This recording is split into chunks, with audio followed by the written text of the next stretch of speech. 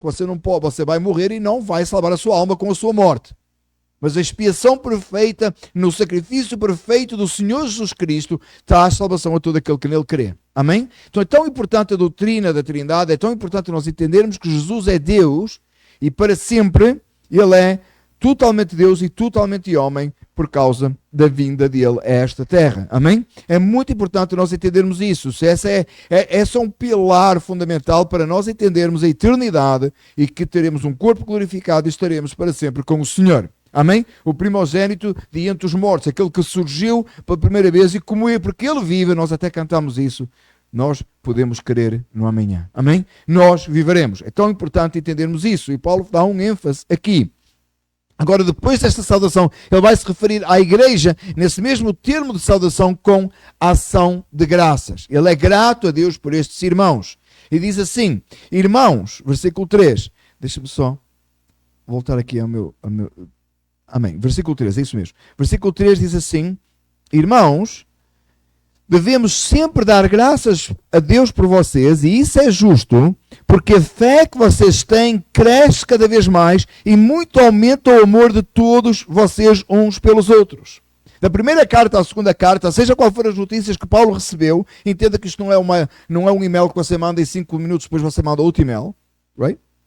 Entendemos que é cartas que iam e vinham. Entre a primeira carta e a segunda carta, percebemos claramente que a fé destes irmãos e o amor entre eles continua a crescer tal e qual como na primeira carta Paulo já tinha referido isso e os incentiva a crescessem. Lembra, irmãos, nós acabamos a primeira carta a Tessalonicenses e aquele ponto fundamental é, estava bom, mas precisa ficar melhor. Estava bom, mas há mais para fazer pelo Evangelho. Agora Paulo continua aqui e diz assim, olha, nós somos gratos porque a fé de vocês tem crescido e o amor de vocês tem aumentado. Duas coisas fundamentais para esta igreja. Então eles tinham chegado ao final, já estava tudo bom. Não, nós vamos perceber ao longo da carta que havia dificuldades e problemas a serem corrigidos. Mas estes dois eram fundamentos firmes nesta igreja. A fé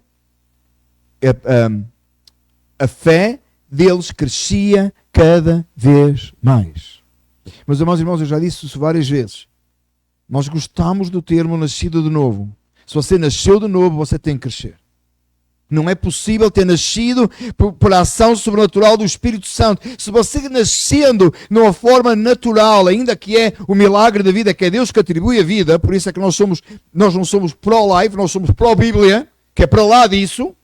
Amém? Pró-life qualquer pessoa de bom senso é. Qualquer pessoa de bom senso é contra o aborto. Para nós, não é a questão para nós vai para lá disso. Não é só pela vida. É porque a vida é uma dádiva divina, é um milagre que Deus opera, foi dado por Deus e é precioso aos olhos do Senhor. Amém? É muito mais que uma questão moral. É uma questão bíblica. Amém?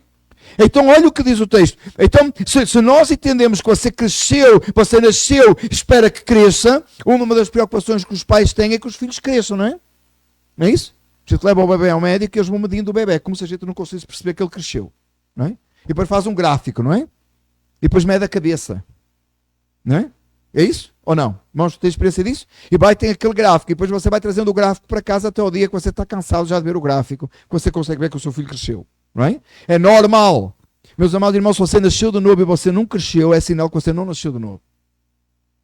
Isto é muito importante, amados. Avalie o seu crescimento espiritual. Se Deus te deu uma nova vida em Cristo, você tem que crescer nela. Tem que crescer na fé, no conhecimento do Senhor Jesus Cristo, no amor pelos irmãos. É o que o texto está a dizer. E esta igreja era assim. Porque nós temos a ideia de que a salvação da nossa alma é um fim nela própria. Não, ela é o princípio de uma vida com Deus. Quando você é salvo, você é chamado para uma vida nova na qual você vai crescer, que tem como final o céu de glória onde Deus está. Mas até lá há um crescimento espiritual que tem que ser medido. Você precisa medir o seu crescimento espiritual. Onde é que você estava um ano atrás? Em Cristo. Onde é que você está hoje? Onde é que você estava um mês atrás? Onde é que você está hoje? Onde é que você estava ontem? Onde é que você está hoje? Crescimento espiritual. A fé deles cresce cada vez mais e muito aumenta o amor de todos, uns pelos outros. Uma igreja cresce em amor, é natural. Não seria normal se não crescesse em amor, não seria normal se não aumentasse em fé. No versículo 4, Paulo diz assim, por esta causa, pela causa do resultado na vida dos irmãos. E é tão importante, meus amados, como é que você sabe que é salvo? E sempre eu falo isso. Como é que eu sei que eu sou salvo? Porque um dia, no meu coração de corações, os americanos dizem no meu coração de corações, não é? Um dia eu fiz uma oração sincera lá naquele tempo. Um dia eu levantei a mão, um dia eu repeti uma oração, um dia eu respondi a um apelo à salvação. Não, meus amados irmãos, como é que eu sei que eu sou salvo? Porque eu continuo a crescer na fé. Se eu não continuar a crescer na fé, porque eu não fui salvo. E Paulo diz assim: por esta causa nos gloriamos em vocês e entre as igrejas de Deus, pela perseverança e fé demonstrada por vocês em todas as perseguições e tribulações que estão suportando. Não, tribulações e perseguições não, eu sou filho do rei. Você nunca ouviu isso? Deus me tem por cabeça e não por cauda. Até distorce o texto bíblico. O crente não é para sofrer. Para de sofrer. Você não está exercitando a sua fé. Você tem que falar coisas de vitória. Já ouviu essa história? Essa treta maldita que vem entrando nas igrejas, destruindo muita gente? Não, meu amado irmão, você foi alistado no exército celestial. Você vai sofrer. Vai passar por... É promessa. Okay? Receba a sua promessa.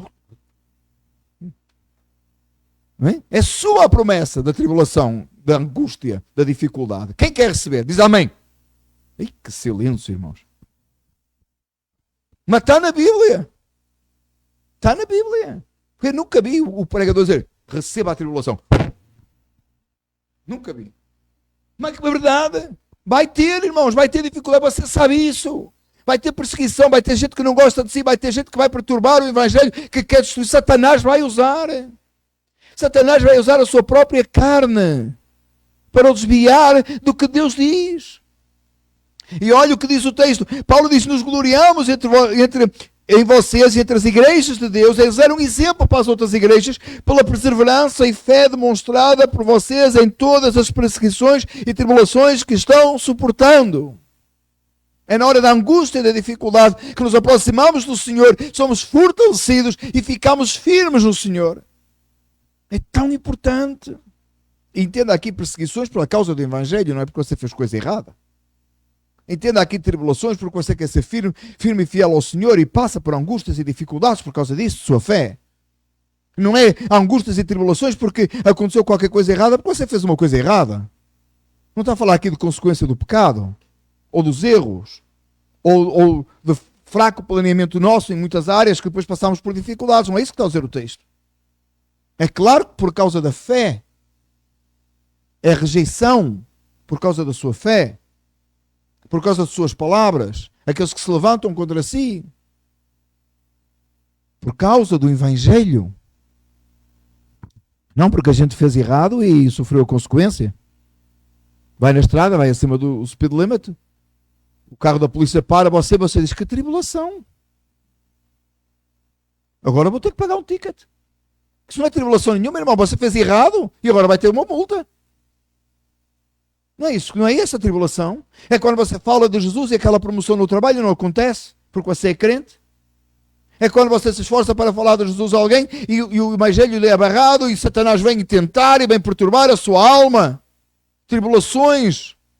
Você quer fazer o que é certo, mas a sua mente é ocupada por outras coisas. Você tem que lutar contra Satanás e joelhar e clamar a Deus e pedir por socorro. É a batalha espiritual mesmo. De verdade. Que não resolve com pensamento positivo e com ver as coisas do lado bom. Resolve em oração, resolve em busca do Senhor, resolve em fé, fidelidade a Deus. É isso que está a falar o texto. Elas dão prova, versículo 5, do justo juízo de Deus e mostram o seu desejo de que vocês sejam considerados dignos do seu reino, pelo qual vocês também estão sofrendo. Sofrer por causa do reino. Hoje nós vivemos dias que ninguém quer sofrer nada, ninguém quer ter dificuldade nenhuma. Cada vez está mais difícil da gente encarar Satanás e as trevas. Parece que todo mundo está com um problema qualquer. Está dói aqui, dói ali. A gente já nem sabe o que há de falar. É politicamente incorreto isto, aquilo não se pode dizer, o outro não se pode falar. Que é isso, irmãos? Precisamos falar a verdade em todo o tempo, viver a verdade em todo o tempo. Somos capazes de enfrentar, inclusive quando somos corrigidos. Nós, os crentes, aceitar a correção. Dão prova do justo juízo de Deus e mostram um desejo que vocês sejam considerados dignos do reino. Você é digno do reino de Deus. Você diz assim, honestamente, e espero que diga, em mim próprio não. Eu não sou digno do reino de Deus. Eu não sou digno de estar neste púlpito, como eu não sou digno da salvação. Mas Deus é aquele que trabalha em nós, e por dificuldades, e angústias e sofrimentos nós perseveramos firmes, e Ele nos considera, nos torna dignos. Você não é digno em si próprio. Você não tem direito à salvação. O mundo aí diz, né, todo mundo tem direito a uma segunda hipótese. Você não tem direito nem à primeira. No que corresponde à salvação, você não tem direito nem à primeira. Quanto segunda hipótese? Qual a segunda? Mas Ele trabalha em nós e nos faz dignos. Você que é indigno passa a ser digno. Mas passa por dificuldades e lutas para que você seja aperfeiçoado e moldado e tenha este desejo. Elas dão prova, enfrentar dificuldades e lutas são prova do justo juízo de Deus e mostra o desejo de vocês têm, de que vocês, e mostra o seu desejo desde Deus que vocês sejam considerados dignos do reino. Oh, quão importante este texto é, irmãos. Oh, quão valorosa e forte e poderosa era esta igreja. Como seria esta igreja, irmãos? A gente lê este texto e a gente fica na nossa mente, devia ser uma mega igreja, né? Eles deviam ter tudo o que eles precisavam. Não me parece que era, meus irmãos, do primeiro século. Porque, aliás, o texto diz que eles tinham dificuldades, e angústias, e sofrimentos, e tribulações, e perseguições. Versículo 6. É justo da parte de Deus retribuir com tribulação aos que lhes causam tribulação. Você concorda? Amém, irmãos? É justo aquele que lhe causa tribulação pela causa do Evangelho, quando você quer viver o Evangelho, e tem aquele que endemoninhado, que o perturba, que é verdade, tem ou não tem? Que vem das mais variadas formas. Lembra quando Judas foi para trair Jesus? Ele não espumou da boca, não revirou os olhos e não gritou com uma voz estranha. Ele simplesmente saiu e foi vender Jesus. Quantos andam aí vendendo um evangelho fácil, barato, ridículo, à custa de enriquecer e fazer proveito? Usados por Satanás, cheios de demónio. Você vai falar de Jesus e as pessoas dizem assim, eu conheço, até isso falaram lá na televisão, lá o Cicrano, lá não sei de onde. Nos perturba. Perturba a nossa tarefa de pregar o Evangelho. Que eu conheço. Eu sei quem é, você não sabe nada. Porque se conhecessem a Deus, eles não faziam dessas coisas que fazem. Eles não pregavam um Evangelho fraco.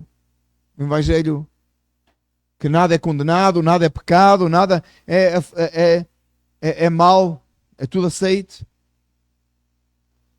É justo a parte de Deus retribuir com tribulação àqueles que lhe causam tribulação? A resposta é, claro que é. É justo por Deus? Claro que é. Somos o povo de Deus, queremos viver direitos diante do Senhor, somos sofrendo tribulação, é justo que Deus retribua com tribulação a esses? É claro que é. Versículo 7, e dar alívio a vocês. Alguém aqui é capaz de deixar de dizer amém? Oh, amém. Senhor, alivia-nos. Quantas vezes clamamos, Senhor, ajuda-nos. Nesta perseguição, nesta angústia, nesta dificuldade. E dar alívio a vocês que estão sendo atribulados e a nós também? Claro. Parece que Paulo e os demais também sofriam essa tribulação. Parece que todos os crentes do primeiro século sofriam tribulação. Parece que todos os crentes até há uns 50 anos atrás sofriam tribulação. Agora é que parece que ninguém quer. É coisa recente, gente. Sempre foi assim. Sempre sofreram perseguição, sempre sofreram tribulação, sempre tiveram dificuldade. Quando é que isso acontecerá? Quando é que Deus se vai levantar no seu trono e retribuir com tribulação àqueles que causam tribulação à igreja? Quando é que isso vai acabar? Qual é o momento em que Deus realmente vai dar alívio à sua igreja e vai colocar a mão pesada sobre os ímpios que perturbam a igreja, que perseguem a igreja, que se opõem ao Evangelho? Quando? Senhor, quando?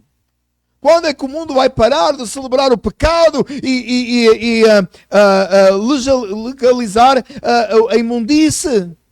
Senhor, quando?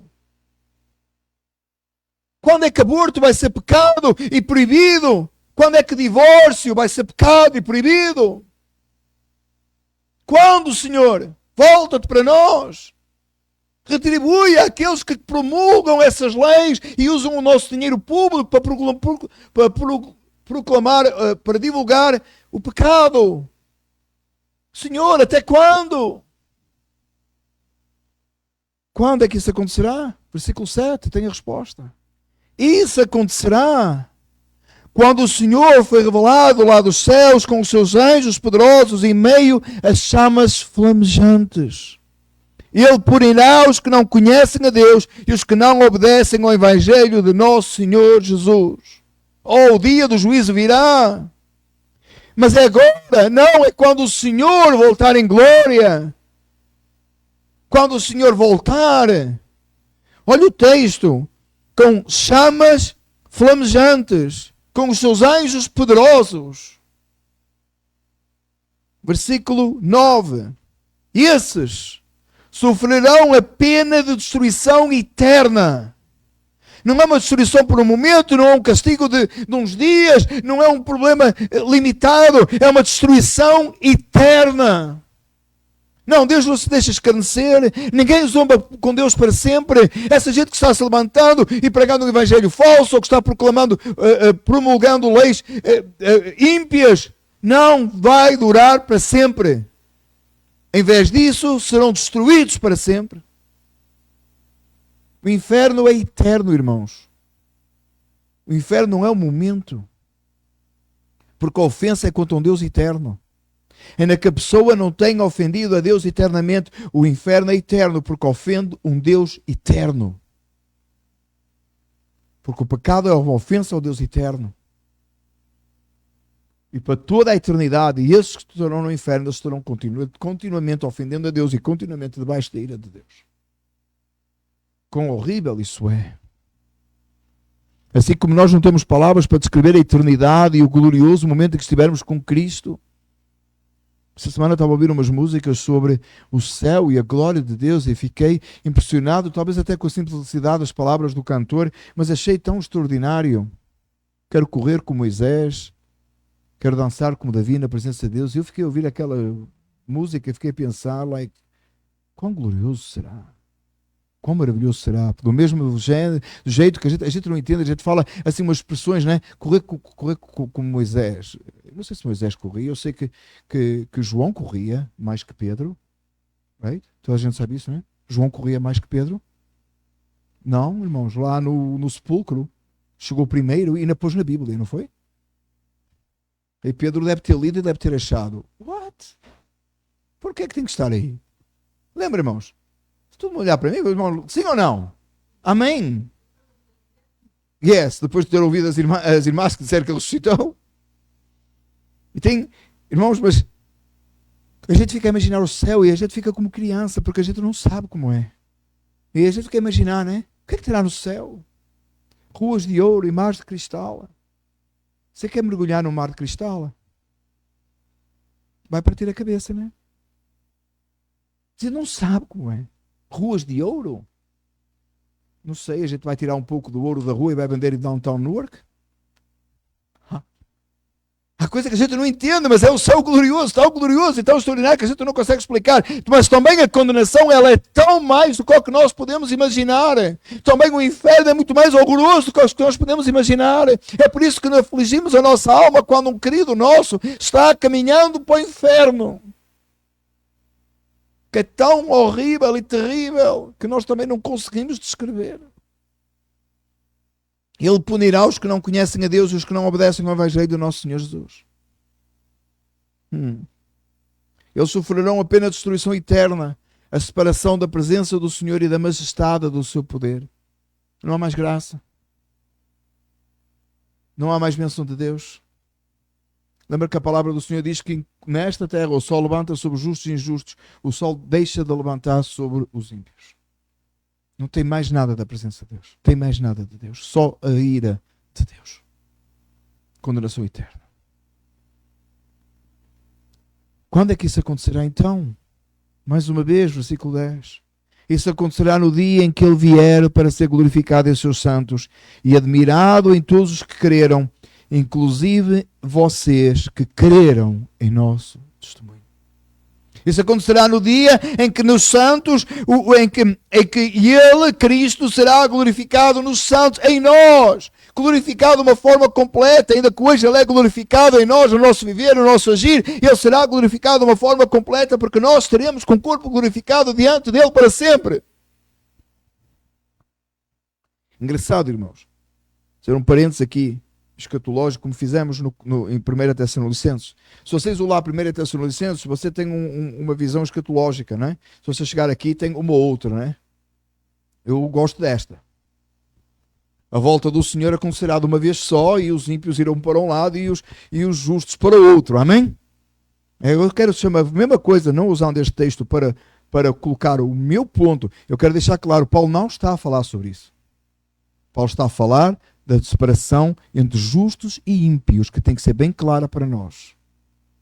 Aquele que está no Evangelho de Jesus Cristo, ele cresce, ele amadurece, ele cresce em amor, ele aumenta em fé, segundo o texto, ele vive para a glória de Deus, ele passa por angústias, tribulações e dificuldades. Mas ele permanece firme, é o que o texto está a dizer. E um dia, naquele dia em que o Senhor virá, ele estará com o Senhor para sempre, em oposição à destruição que virá sobre os ímpios. Seja ela no mesmo dia, no mesmo momento, no mesmo instante, seja como for, não é o que Paulo está a discutir aqui.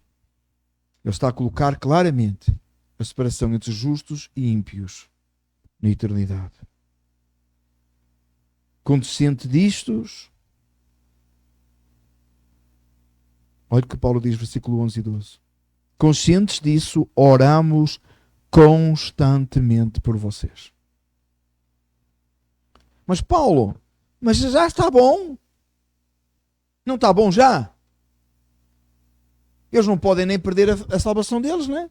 Porque nós queremos a perseverança final dos santos. Paulo tinha escrito aos romanos. Orar para quê? Já está bom. Meu amado irmão, no momento que você achar que está bom no Evangelho, você vai cair. Já fiz tudo o que tinha para fazer. Já fiz tudo. Uma vez alguém perguntou-me se eu tencionava pregar a Bíblia toda. Bom, eu tinha que durar muitos séculos, irmãos. E você também, né? Não chega. Amém? Na eternidade, irmão Cris. Deixa descansar em paz. Se um dia alguém ponha lá a pedra, rest in peace, irmãos, please. Não já, mas um dia. Toda a eternidade estaremos com o Senhor, amém?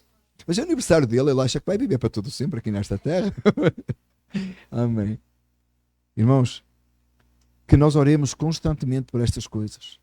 Você ora pela sua salvação, você ora pela sua fé, você ora pela sua vida com Deus, pelo seu relacionamento com Deus, você ora para que você cresça espiritualmente, você coloca metas diante de Deus. A gente coloca metas para tudo, não coloca?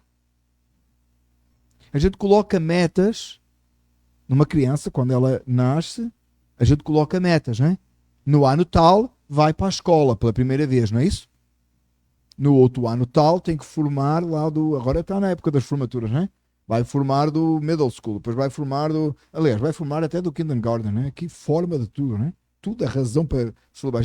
A gente, quando eles vão para o college, a gente já gastou dinheiro todo o college só em celebrações, se você fizer todas, não é? Vai graduar disto, graduar daquilo, mas a gente coloca metas, não é? Aí chega àquela idade, acabou o high school, agora vai para o college, hein? Mas outra meta. Acabando o college, vai fazer isto, vai fazer aquilo, que a gente coloca metas nas nossas crianças, para eles irem crescendo, não é isso? Você tem colocado metas na sua fé? Para que você vá crescendo e atingindo? Onde é que você está chegando? Por que é que nós não fazemos isso? Se espiritualmente é muito mais importante do que a vida nesta terra. Se a vida espiritual é mais importante do que a vida nesta terra, por que é que a gente ora mais pela vida desta terra do que a gente ora pelas coisas espirituais? que é que a gente se preocupa tanto com as coisas desta terra? O que é tão importante? Oh, vamos chegar lá no lugar tal, vamos tentar alcançar aquele objetivo. E espiritualmente, onde é que você está indo? O que é que você espera ser? E, meus amados irmãos, às vezes a gente precisa, conforme a Escritura, a gente precisa de ambicionar coisas espirituais. E às vezes parece que a palavra ambicionar é pecado. Depende se você está ambicionado coisas desta terra. O seu coração está aqui. Mas se você está ambicionando coisas celestiais, é porque o seu coração está na eternidade. Onde é que você quer ser espiritualmente? Está bom como está. Está bom, fico aqui sentado na cadeira, é a minha cadeira, quase que tem o meu nome. E todo domingo eu venho, ocupo a minha cadeira e vou embora. É isso que você pensa que é evangelho? Você pensa que Deus te salvou para aquecer uma cadeira ao domingo de manhã? Ele te salvou para fazer de ti um guerreiro, um obreiro da obra do Senhor. Busca Deus, coloque metas. Onde é que eu quero estar espiritualmente daqui a uma semana, daqui a um mês, daqui a um ano? Onde é que eu quero estar no próximo ano? Meus amados irmãos, o dia que a gente se engana mais, todos, é o dia 31 de dezembro, é ou não é? Você coloca metas, não é? Em janeiro, em fevereiro, em março. Eu vou começar a ir ao ginásio, não é isso? Aí alguns vão até março. Abril, alguns passam, alguns estão a olhar para mim e dizem assim, não está enganado, pastor, que eu tenho conseguido. Amém para si, continua. Eu desisti, já. Vou lá, vou perder não sei quantos quilos, pounds, não é isso? No dia tal. Vou comprar não sei o quê, vou fazer não sei qual. Meus amados irmãos, se esses planos são bons, e a palavra de Deus diz para nós contarmos os nossos dias e para nós planearmos, amém? Ninguém que começa a construir uma torre pensa como é que vai acabar. Para não podendo acabar, alguém passe e zombe. Não é que diz a Escritura? Amados, se nós na nossa vida material deve ser assim, quanto mais na espiritual. Com a diferença de que você chega num determinado momento do ano seguinte, você não consegue completar os seus pensamentos porque você fraqueja. Mas se você pensar espiritualmente e puser metas espirituais, o Espírito Santo, que é mais poderoso do que você, porque Ele é Deus, que habita em si, vai levá-lo a cumprir, porque Ele é fiel. Entendeu? Não é como colocar, vou ao ginásio 3 vezes por semana. Não é assim, porque aí você vai fraquejar. Então, o dia que você está mais cansado, já não vai. Mas você colocar uma meta espiritual, o Espírito Santo vai despertar e te vai levar a alcançar. Porque Ele é poderoso. Ele é Deus. Às vezes a gente não planeia muito. A coisa mais importante é a salvação da minha alma, como se fosse uma coisa. Quando a gente fala isso, a gente tem um pensamento lá atrás. É ou não é? A coisa mais importante da minha vida foi a salvação da minha alma, lá atrás.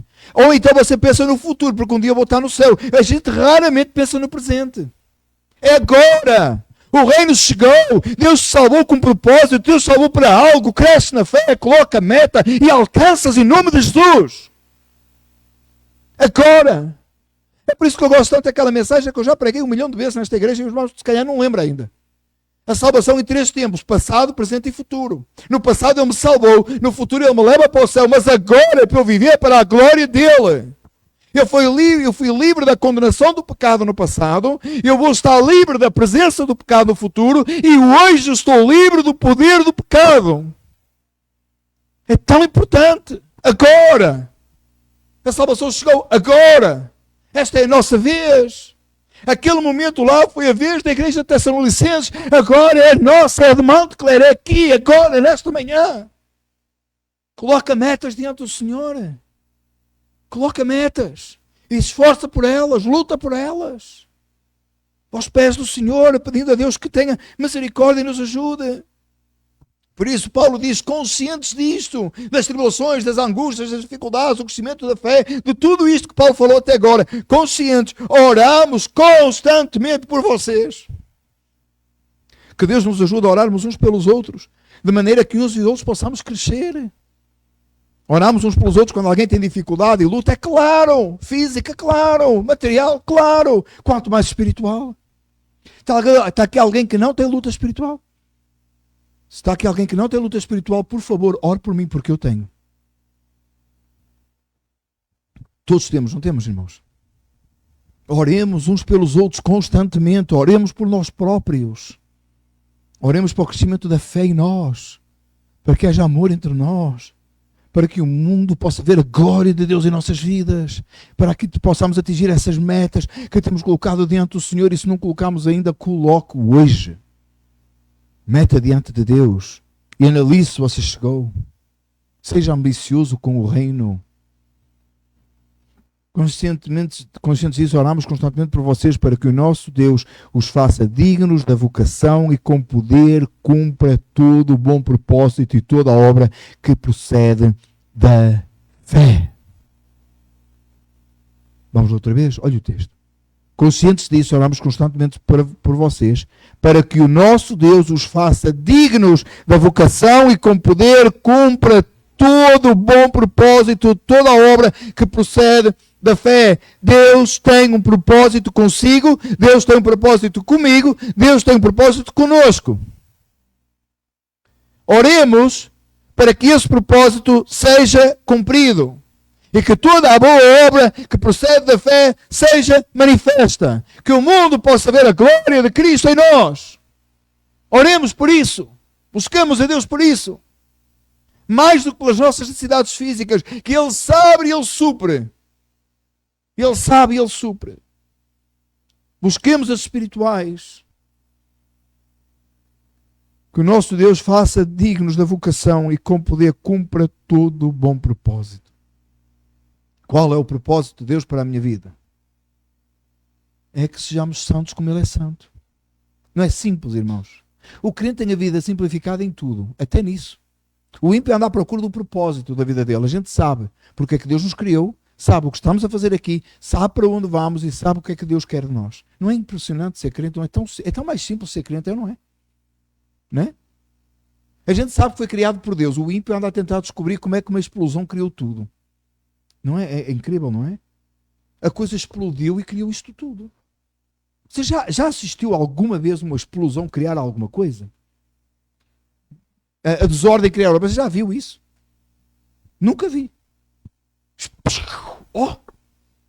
Wonderful. Você está lá a cozinhar, né? Queimou a coisa.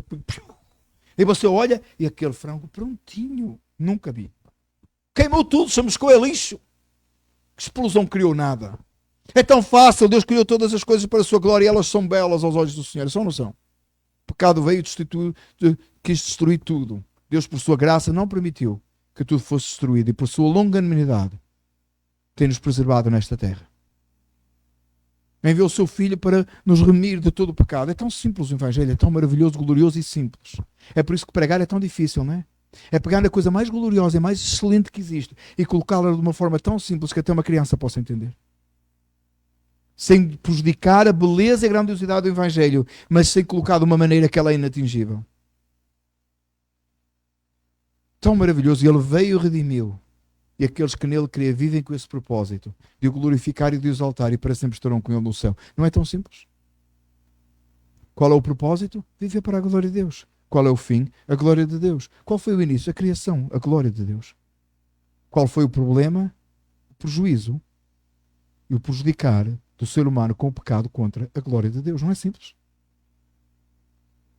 É belo? Oh, não há palavras para descrever. É maravilhoso? Com certeza. Não há forma de a gente explicar isto. Com toda a beleza e a grandeza. Contudo, no céu de glória, um dia perceberemos e estaremos diante do Senhor para toda a eternidade desfrutar desta grandiosa mensagem que é o Evangelho. Louvado seja o nome do Senhor. Assim o nome do nosso Senhor Jesus será glorificado em vocês. Aleluia. E vocês nele, segundo a graça do nosso Deus e do Senhor Jesus Cristo. Que texto maravilhoso. Que texto extraordinário. Que introdução maravilhosa. Esta do primeiro capítulo à carta 2 Tessalonicenses. Mas, por certo, o Senhor vai abençoar o nosso tempo juntos ao longo desta carta. E guarda o cartãozinho que você recebeu hoje aí para você poder saber qual é a mensagem seguinte, mas você acompanha também nas mensagens. E que o Senhor possa realmente trabalhar nas nossas vidas, irmãos.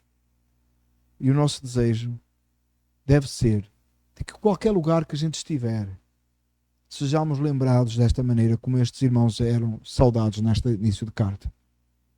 Paulo os tinha em grande consideração e estima.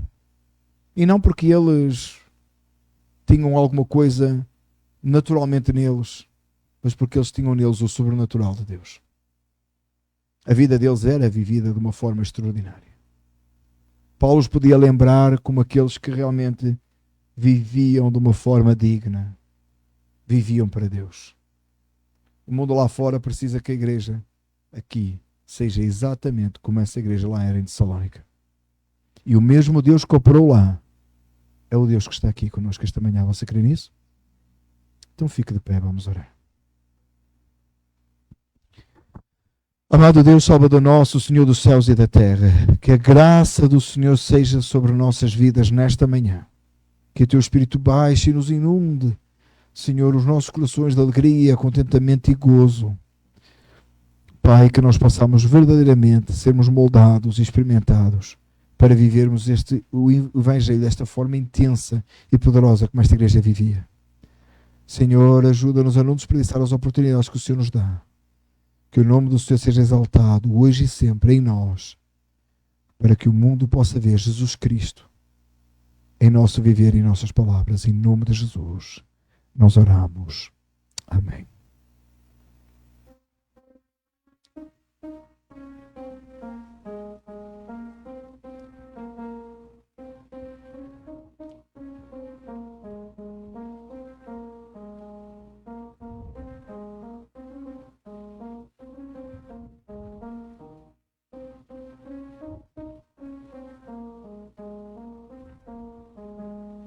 Amém. E o último versículo da carta.